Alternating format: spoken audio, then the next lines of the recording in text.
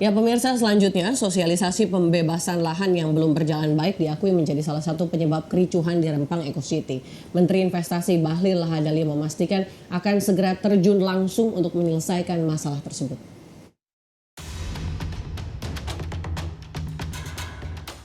Dalam rapat kerja dengan Komisi 6 DPR RI, Menteri Investasi yang juga Kepala BKPM Bahlil Lahadalia menyebut ada 3 faktor yang menjadi penyebab kericuhan di Rempang Eco City.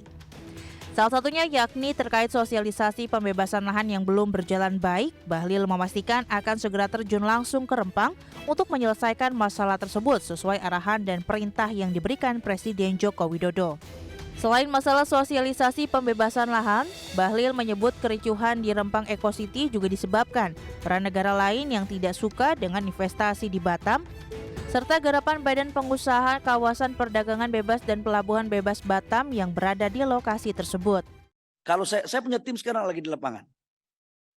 Ada 3 poin yang saya ingin sampaikan. Dugaan saya. Tapi jangan kita seuzon dulu. Dugaan saya. Yang pertama karena memang sosialisasinya yang belum berjalan baik. Harus diakui. Dan kemarin Bapak Presiden sudah memerintahkan kepada saya untuk turun langsung. Seperti diketahui, Rempang Eco City merupakan satu dari sekian banyak PSN garapan Presiden Joko Widodo.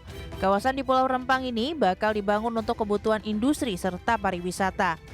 Wilayah ini juga bakal menjadi kawasan industri hasil komitmen investasi dari industri kaca dan panel surya perusahaan asing Xinyi Group dengan nilai investasi mencapai 11,5 miliar US dollar. Dari Jakarta, Tim Liputan, IDX Channel. Pimpinan Pusat Muhammadiyah mendesak pemerintah agar proyek Rempang Eco City di Batam dicabut sebagai proyek strategis nasional karena dianggap sangat bermasalah. PP Muhammadiyah juga menilai penggusuran di Pulau Rempang menunjukkan kegagalan pemerintah menjalankan mandat konstitusi Indonesia. Pimpinan Pusat Muhammadiyah mendesak pemerintah agar proyek Rempang Eco City di Batam dicabut sebagai proyek strategis nasional karena dianggap sangat bermasalah.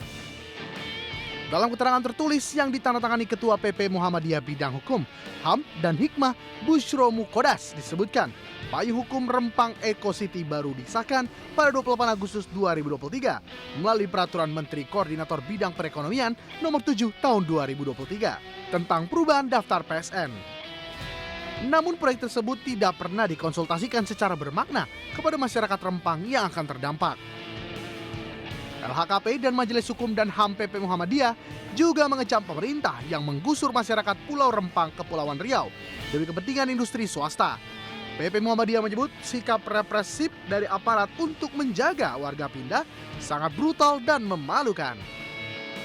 LHKP dan Majelis Hukum dan HAM PP Muhammadiyah juga menilai penggusuran di Pulau Rempang menunjukkan kegagalan pemerintah menjalankan mandat konstitusi Indonesia.